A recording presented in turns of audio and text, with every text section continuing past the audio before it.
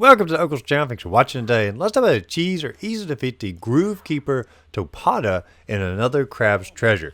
Now, I really tried my hardest to get a cheese video for this because you can break the boundary on this particular boss really easily. But I never could figure out how to actually get a tax in on him once I broke the boundary. And if you want to break the boundary and actually get the reward for this boss battle, which is the extra magic charge, so instead of having 3, you can have 4. You can do that before the battle even starts. And I'll put the instructions here in the video, or sort of show the footage here.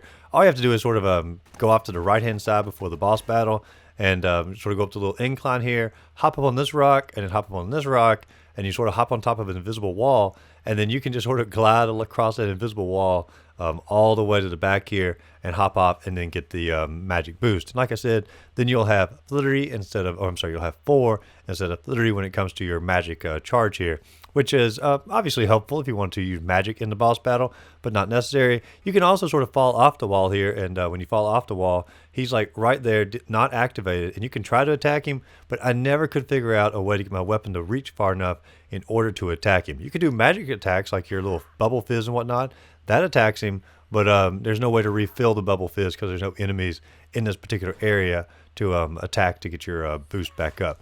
But anyway, so let's go through a actual strategy, and if you can figure out a cheese involving the boundary breaks here, let me know in the comments down below, because there might be a better cheese than the strategy I'm getting ready to show for this particular boss. Now when you go in here, the shell that you're going to want to get is going to be the coconut shell, but you can't get that shell until you go in the actual arena. So go ahead and take your little crab shell first of all, and also make sure you have the scrapped hammer or scrap hammer, which allows you to basically to charge up and stab into any of the shells, and you have an extra powerful slam attack or attack on your fork here. It's amazing how much more powerful it's going to be. And if you don't have that skill unlocked, unlock this skill as soon as possible, because it will not only make this boss battle easier, but every encounter for the rest of the game. But anyway, so go ahead and put one of the crab shells on for your regular shell, and then go ahead and stab into the other one to get a little extra power up here. Head into the boss arena, but do not activate it. Just sort of hover off to the right-hand side here.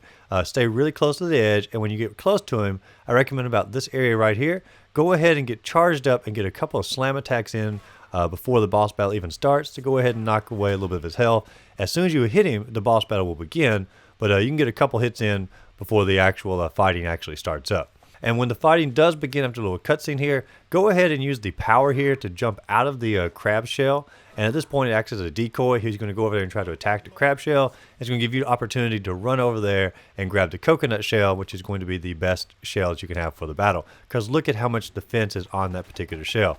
Now, all you're going to want to do here now is just simply play out our usual strategies, which is the idea of when he comes at you, stay in your little shell here, buffer the attacks, or just sort of take them. Not a whole lot of damage is going to come off your shell. As soon as he's done with an attack, simply use your charge hammer or charge up the scrap hammer, slam into him, and you're going to take away a significant portion of his health. And then continue the same strategy over when he tries to attack you. Just simply bunker down your little shell. When he stops, get a nice little attack in on him. About halfway down his health, though, he's going to start doing a little sandstorm around you. He's going to charge at you and try to destroy your shell. Your shell will destroy pretty much in one hit at this point. But if you have the skill of shell recharge, you can basically get a second shell immediately. But if he does destroy your shell, just make a mad dash. Don't try to attack. Don't do anything. A mad dash to another shell. Go ahead and toss that one on, because he's probably going to try to do another slam attack on you before the sandstorm disappears. And as soon as that shell is destroyed, make a mad dash. Don't attack him. Do nothing until you get another shell on.